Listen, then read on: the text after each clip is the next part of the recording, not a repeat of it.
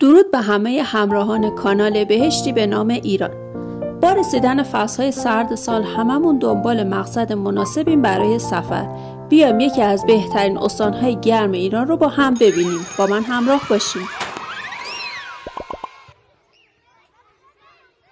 وقتی صحبت از مناطق گرم ایران میشه، یکی از گزینه‌هایی که به ذهنمون میرسه جنوب ایرانه، هرمزگان زیبا. این استان اونقدر دیدنی قشنگ داره که نمیشه همه رو یه جا معرفی کرد. بریم چند تا از مکانهای زیباش رو ببینیم. اول میخوام جایی رو معرفی کنم که مطمئنم همتون حداقل یک بار تصاویرش رو به عنوان بک‌گراند کامپیوتر یا گوشیتون امتحان کردین و اون جایی نیست جز بهشت زمین شناسان هرمز زیبا. گول کوچیک بودنش رو نخورید، چون انقدر جاذبه دیدنی داره که تا مدت‌ها خاطرات سفر رو براتون زنده میکنه. برای رسیدن به هرمز میتونید از 2 اسکله بندرعباس و جزیره قشم سوار اتوبوس دریایی یا لنج بشید و بعد از حدود 40 دقیقه مسیر آبی به اسکله هرمز برسید، جایی که این موتورها که محلی‌ها بهش توک توک میگن منتظرتونه. اگه گردشتون رو از سمت غرب به شرق جزیره شروع میکنید، اول ساحل فرش خاکی هرمز رو ببینید. مقصد دوم غار نمکه. ورودی این غار کوچیکه و باید به صورت نشسته واردش بشید. نمک خاصیت انرژی مثبت و جذب صدا داره. این غار مناسب مدیتیشنه. دیدن این صحنه شاید تو طبیعت باور کردنی نباشه، اما اینجا دره رنگین کمان هرمزه. مکان بعدی دره مجسمه هاست، یادگار دوران فرسایش سنگ ها در سالهای دور، جایی که با دیدن این صحنه ها قوه تخیل شما به وجد میاد. خاک سرخ رو همه جای جزیره میبینید، خاکی که چاشنی غذاهای محلی هرمزه. در ادامه غارهای ساحلی رو زیاد میبینیم و همینطور سواحل درخشان در شب به دلیل وجود فیتوپلانکتون ها. ارتفاع سازه‌های نمکی اینجا تو کوه نمک به اوج خودش میرسه. راستی بازدید از غار الهه نمک رو فراموش نکنید، یکی از مناطق نادر ایران. در هرمز خبری از تفریحات لوکس دریایی یا هتل‌های گرون نیست. اینجا بومگردی‌ها جایگزین هتل‌ها شدن. از نگین رنگین خلیج فارس میایم بیرون و میریم به غرب هرمزگان تا از طریق این جاده رویایی خودمون رو به 2 تا از بهترین تنگه‌های آبی ایران برسونیم. اینجا جاده بندر مقام به پارسیانه.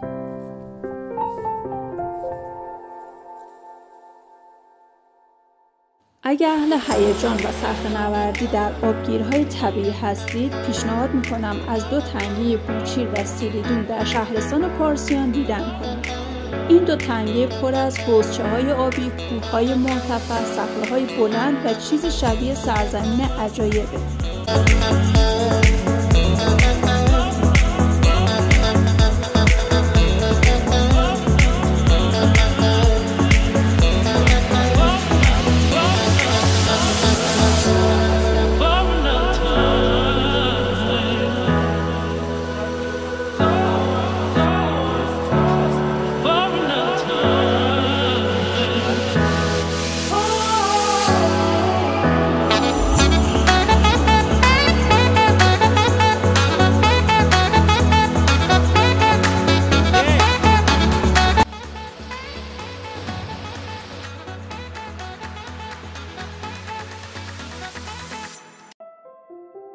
در غرب هرمزگان میتونین از بندر لنگه هم دیدن کنید، بندر مروارید ایران، جایی که از دیرباز مرکز خرید و فروش مروارید تو ایران بوده.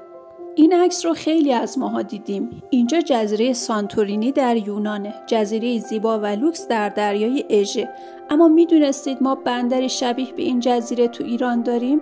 بندر کنگ جاییه که به دلیل شباهت معماری که با این جزیره لوکس داره به سانتورینی ایران معروفه. بندرعباس مرکز هرمزگان شهری از یادگار دوران کهن. این شهر به دلیل شباهت‌هایی که با بندر بوسان کره جنوبی داره به خواهرخونده بوسان معروفه. بندرعباس به دلیل روابط بازرگانی با کشورهای عربی، هند و اروپایی شاهد تنوع فرهنگ‌ها، نژادها و گویش‌های مختلفه. این شهر بزرگترین بندر کانتینری ایران یعنی بندر شهید رجایی رو داره. میریم به شرق هرمزگان، جایی که خیلی کمتر ازش دیدیم و شنیدیم. اینجا روستای هماگ از توابع دهستان سیاهو در حوالی بندرعباسه.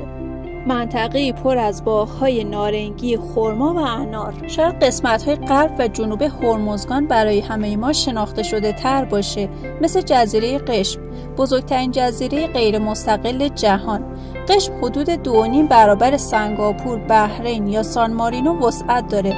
در بحث وسعت قشم این رو در نظر بگیریم که در اطراف قشم جزایر کوچکی هستند که هنگام جزر و مد به جزیره میپیوندن یا ازش جدا میشن و همین باعث نامگذاری این جزایر به جزایر ناز شده، گویا در پیوستن به جزیره ناز میکنن. در قشم جاذبه‌های طبیعی و همچنین مراکز خرید زیادی وجود داره. شاید تنگه چاهکوه شناخته شده ترین جاذبه قشم باشه. البته برای اونایی هم که اهل خرید هستن، مراکز خرید درگهان و بازار قدیم قشم میتونه گزینه خوبی باشه. البته اگه تحمل هوای شرجی و گرم قشم در تابستون رو دارید، میتونید از فرصت حراج‌های داغ در این فصل نهایت استفاده رو ببرید. مقصد شناخته شده بعدی جزیره کیش هست. کیش به دلیل وجود منطقه آزاد تجاری، مراکز تفریحی و جاذبه‌های گردشگری و همچنین هتل‌های فراوان یکی از مقاصد عمده گردشگری خصوصا در فصل بهار و پاییزه و هر سال پذیرای گردشگران ایرانی و خارجی زیادیه. کیش سومین مقصد پربازدید تعطیلات در خاورمیانه بعد از دبی و شرم الشیخه. سفر ارزون به کیش رو میتونید در مرداد ماه، مهر ماه و همچنین اواخر اسفند ماه تجربه کنید. علاوه بر کیش و قشم، جزایر زیادی در خلیج فارس و در جنوب هرمزگان قرار دارند، مثل جزیره لارک، هندورابی، لاوان و یا شیدور که سفر به بعضی از اونها ممنوعه و باید با گرفتن مجوز به اونجا برید. در پست‌های بعدی کانال مطالبی رو در مورد این جزایر ممنوع ایران ببینید.